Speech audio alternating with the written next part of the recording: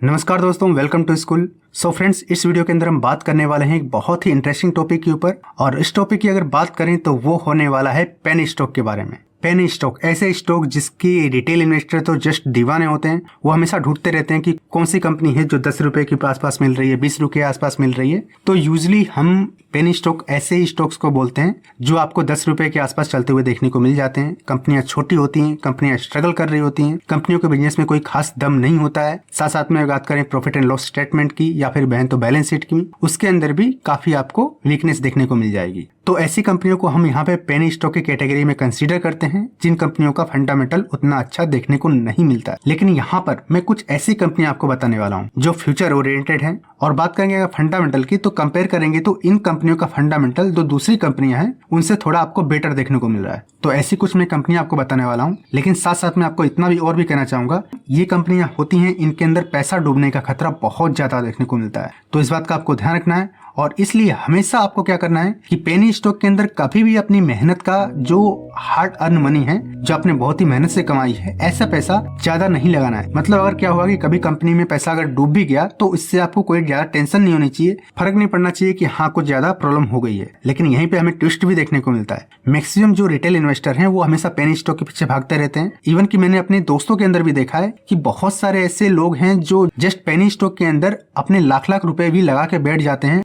और गलती से अगर ये कंपनियां थोड़ा सा नीचे आ जाएं तो डेफिनेटली टेंशन तो होगा ही, क्योंकि छोटी कंपनियां हैं, फंडामेंटल स्ट्रॉन्ग नहीं होता है, बिजनेस का कुछ अता पता होता नहीं है। और ऐसी कंपनियां अगर नीचे जाएं तो टेंशन तो होने ही वाला है। ऐसा आपको बिल्कुल भी नहीं करना है। हाँ, अगर आपको तुक्का ही लगाना है, जस्ट एक्सपेरिमेंट ही करना है, तो वो चीज एक लॉजिक के साथ करना है। अगर जीत गए तो अच्छी बात है, और गलती से अगर हार भी गए तो कोई बहुत ही बड़ा नुकसान और ज्यादा फर्क नहीं पड़ना चाहिए। तो दोस्तों, इस वीडियो के अंदर मैं ऐसे ही कुछ पेनी स्टॉक बताने वाला हूँ विथ लॉजिक के साथ, कि अगर आपका बहुत ही ज्यादा मन है पेनी स्टॉक लेने का तो इन स्टॉक को आप ध्यान में रख सकते हैं, जहां पे बिजनेस के साथ साथ मैं लॉजिक भी डिस्कस करने वाला हूँ। और साथ ही साथ में कंपनी का जो फंडामेंटल हो वो थोड़ा तो स्ट्रांग हो। ज्यादा स्ट्रांग तो नहीं होगा डेफिनेटली, क्योंकि कंपनियां छोटी हैं, लेकिन थोड़ा तो स्ट्रांग होना चाहिए। तो चलिए वन बाय वन इन कंपनियों को हम देख लेते हैं कि ये कंपनियां कौन कौन सी हैं। लेकिन उससे पहले एक जस्ट एक क्लियर कट डिस्क्लेमर है कि इस वीडियो में या किसी भी वीडियो के अंदर मैं किसी भी तरह की कोई भी रिकमेंडेशन और टिप्स नहीं देता आपको कि आप किसी भी कंपनी के अंदर बाय करें, होल्ड करें या किसी तरह का कोई भी ट्रेडिंग करें। वीडियो जस्ट एजुकेशन पर्पज के लिए होती है, तो इस बात का आपको ध्यान रखना है। सिर्फ इन्फॉर्मेशन के लिए ये वीडियो मैं बना रहा हूँ, किसी तरह की कोई रिकमेंडेशन नहीं है। चलिए वन बाय वन इन कंपनियों को हम देख लेते हैं। तो हमारी जो फर्स्ट कंपनी है वो है सीस इंडस्ट्री लिमिटेड। और इस कंपनी के शेयर प्राइस की अगर मैं बात करूं तो वो आपको देखने को मिल रहा है 9 रुपए के आसपास।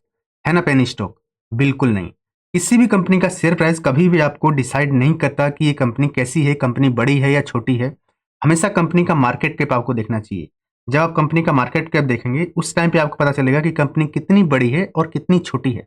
अगर इस कंपनी का मार्केट कैप मैं देखूं तो वो आपको 300 के आसपास देखने को मिल रहा है। यहाँ पे आपको मालूम पड़ता है कि ये कंपनी एक छोटी कंपनी है, बहुत ही अल्ट्रा लेवल की छोटी कंपनी है। तो यहां से हमें मालूम पड़ेगा कि ये कंपनी कैसी है, एक पेनी स्टॉक है। अब यहाँ पे हम बात करें कंपनी के बिजनेस की, तो इस कंपनी को कंसीडर करने का मेरा मेन पर्पस था क्योंकि इस कंपनी का जो फंडामेंटल है वो मुझे काफी स्ट्रॉन्ग लगा, और इसीलिए इस कंपनी को मैंने यहाँ पे इस लिस्ट के अंदर रखा है। और इस कंपनी के बिजनेस की हम बात करें एक बार, तो बिजनेस को अगर आप देखेंगे तो यहाँ पे क्या लिखा है, कंपनी क्या करती है, कंपनी मैन्युफैक्चर करती है पीपी सीट्स और रोल्स। इतना सब पढ़ने के बाद कुछ समझ में नहीं आएगा, लेकिन अगर जस्ट आपको कंपनी के बिजनेस के बारे में अच्छे से रीड करना है तो यहाँ पे अगर आप देखेंगे तो कंपनी की वेबसाइट की लिंक दी गई है। आप इसको जाइएगा और यहाँ पे अच्छे से विजिट कीजिएगा, आपको आइडिया आएगा कि कंपनी का एक्चुअल बिजनेस क्या है। इसके बाद हम जो नेक्स्ट इसके जो पॉइंट्स है वो हम देख लें, तो यहाँ पे अगर पी रेशियो देखेंगे तो आपको 32 का देखने को मिल रहा है। डिविडेंड कंपनी नहीं देती है, और साथ साथ में अगर बात करें फेस वैल्यू की तो ये आपको 1 रुपीज का देखने को मिल रहा है। मतलब कंपनी फ्यूचर में किसी भी तरह का कोई भी स्प्लिट नहीं देने वाली। अब आता है हम कंपनी के फंडामेंटल के ऊपर, और कंपनी के फंडामेंटल में सबसे पहले हम देखते हैं कंपनी का जो क्वार्टरली रिजल्ट है उसको, और क्वार्टरली रिजल्ट के अंदर कंपनी कितना सेल कर रही है। यहाँ पे अगर हम सेल्स देखेंगे तो कंपनी का सेल्स 27 करोड़ का देखने को मिल रहा है, जो पिछले क्वार्टर के अंदर 31 करोड़ का था, और एक साल पहले की बात करें तो 23 का आपको देखने को मिल रहा है। इसके बाद अगर बात करेंगे ऑपरेटिंग प्रॉफिट की तो ये 2 करोड़ का देखने को मिल रहा है। प्रीवियस क्वार्टर की बात करें तो 1.46 था, और एक साल पहले की अगर बात करें तो 1.69 देखने को मिल रहा था। तो ऑपरेटिंग प्रॉफिट के अंदर यहाँ पे 1.69 का 2.28 हो चुका है, और 1.46 का 2.48 हो चुका है। और इसके बाद हम कंपनी का जो नेट प्रॉफिट है वो एक बार देख लेते हैं कि कंपनी का नेट प्रॉफिट कितना आ रहा है। तो इस क्वार्टर की बात करें तो 1.73 का आपको देखने को मिल रहा है, और अगर बात करें प्रीवियस क्वार्टर की तो यहाँ पे 2.12 देखने को मिल रहा है।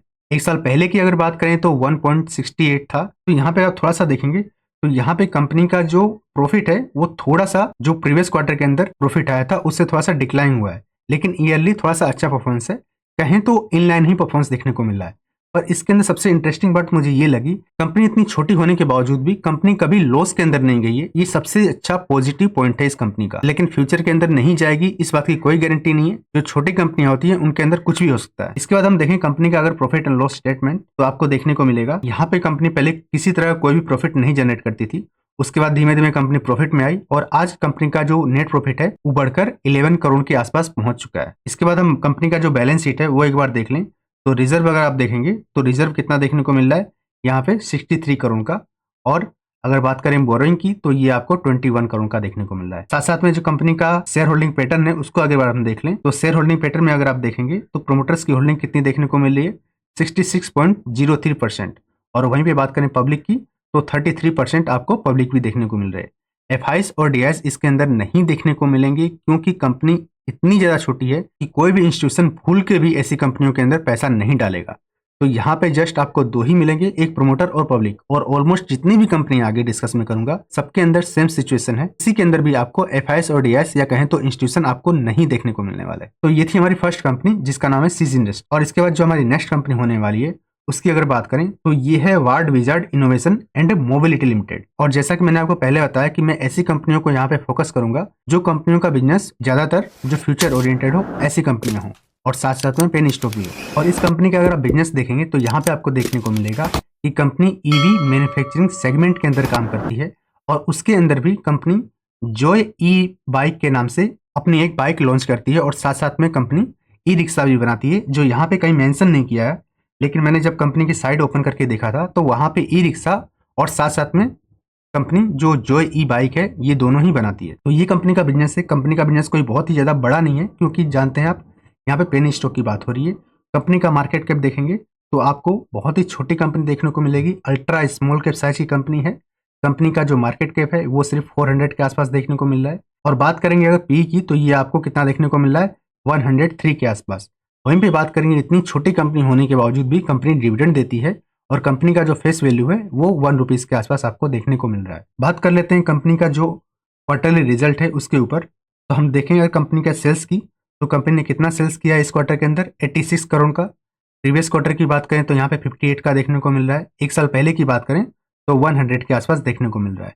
बात करेंगे वहीं ऑपरेटिंग प्रॉफिट की तो ये आपको 12 करोड़ का देखने को मिल रहा है। पिछले क्वार्टर की बात करें तो यहाँ पे कंपनी लॉस में चली गई थी, और अगर एक साल पहले की बात करें तो 11 करोड़ के आसपास देखने को मिल रहा है। और वहीं पे अगर बात करते हैं नेट प्रॉफिट की, इस क्वार्टर के अंदर कंपनी ने कितना का प्रॉफिट किया है 300 करोड़ का। पिछले क्वार्टर के अंदर लॉस में थी, और अगर बात करें एक साल पहले की तो यहाँ पे 5 करोड़ के आसपास देखने को मिल रहा है।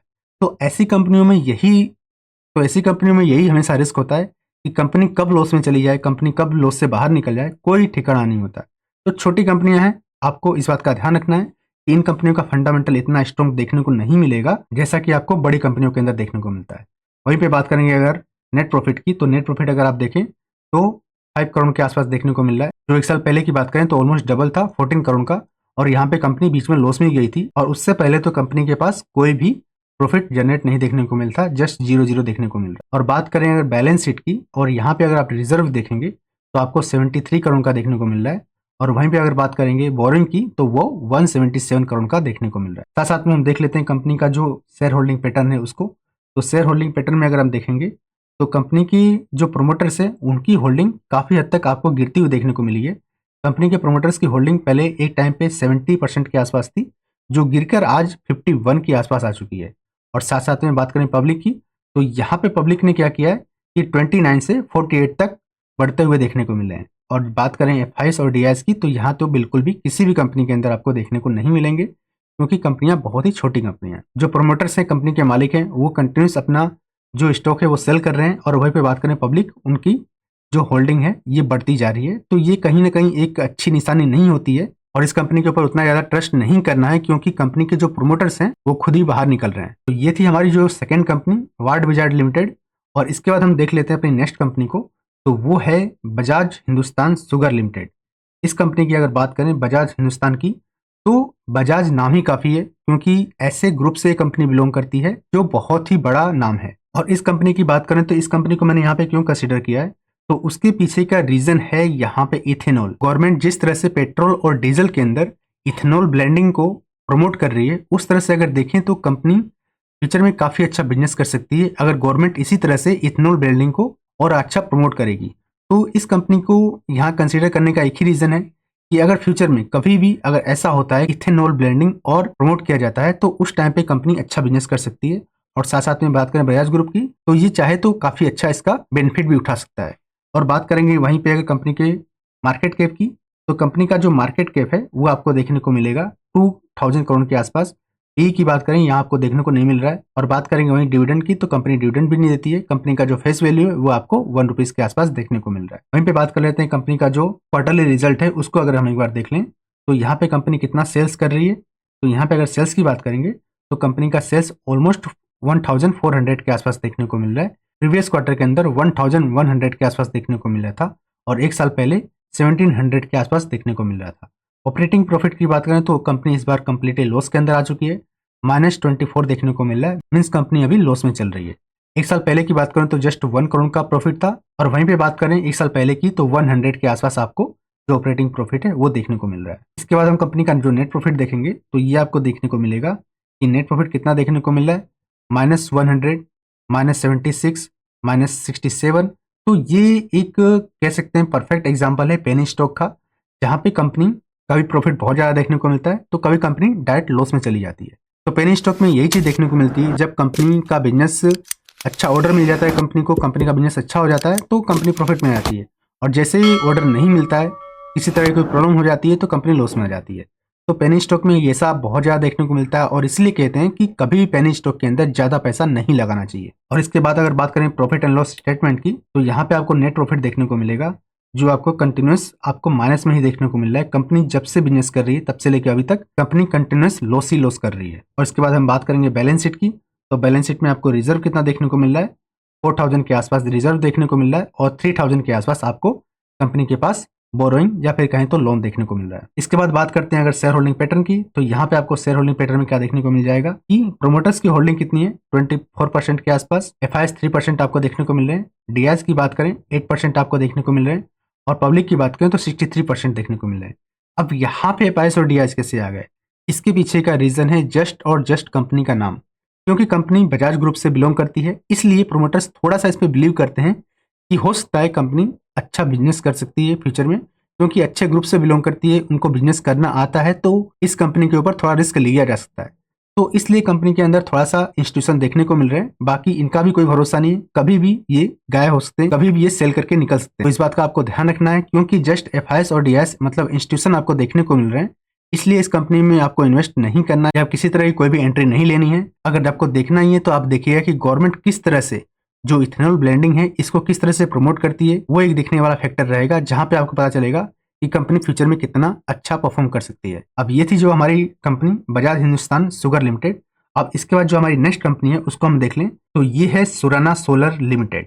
और इस कंपनी की अगर बिजनेस की बात करें तो कंपनी क्या करती है, कंपनी मैन्युफैक्चर करती है सोलर मॉड्यूल, और इसीलिए इस कंपनी को मैंने यहाँ पे कंसीडर किया है, क्योंकि कंपनी का जो बिजनेस है वो विंड और सोलर एनर्जी के अंदर कंपनी काम करती है, मीन्स कंपनी रिन्यूएबल सेक्टर के अंदर काम कर रही है। और इस कंपनी की अगर मार्केट कैप की बात करें तो यहाँ पे आपको देखने को मिल जाएगा, कंपनी बहुत ही छोटी है, सारी कंपनी आपको छोटी ही मिल जाएंगी। 158 करोड़, बहुत ज्यादा छोटी कंपनी है, 158 करोड़ का जस्ट मार्केट कैप है। और वहीं पे पी की अगर बात करें तो आपको 250 का देखने को मिल रहा है, मतलब कंपनी का जो पी है वो बहुत ही हाई देखने को मिल रहा है। और वहीं पे बात करें डिविडेंड की तो आपको 0% देखने को मिल रहा है। फेस वैल्यू की बात करें तो 5 रुपये है। इसके आगे हम देख लेते हैं कंपनी का जो क्वार्टरली रिजल्ट है उसको, तो क्वार्टरली रिजल्ट अगर आप देखेंगे तो यहाँ पे आपको सेल्स कितना देखने को मिल रहा है, 10 के आसपास, पिछले क्वार्टर में 14 था, और एक साल पहले की अगर बात करें तो 4 था। और वहीं पे बात करेंगे ऑपरेटिंग प्रॉफिट की, तो आपको 31 लाख का प्रॉफिट देखने को मिल रहा है, 76 का उससे पहले था, और 1 लाख, और एक साल पहले की अगर बात करें तो 50 लाख के आसपास कंपनी का प्रॉफिट देखने को मिल रहा था। और इसके बाद अगर हम बात करें नेट प्रॉफिट की, तो यहाँ पे अगर आप बात करें तो 17 लाख के आसपास आपको प्रॉफिट देखने को मिल रहा है, और उससे पहले आपको 33 देखने को मिला था। और कंपनी बीच बीच में कभी कभार लॉस में भी चली जाती है, तो इस बात का भी आपको ध्यान रखना है। और इसके बाद हम देख लेते हैं कंपनी का जो बैलेंस शीट है उसको।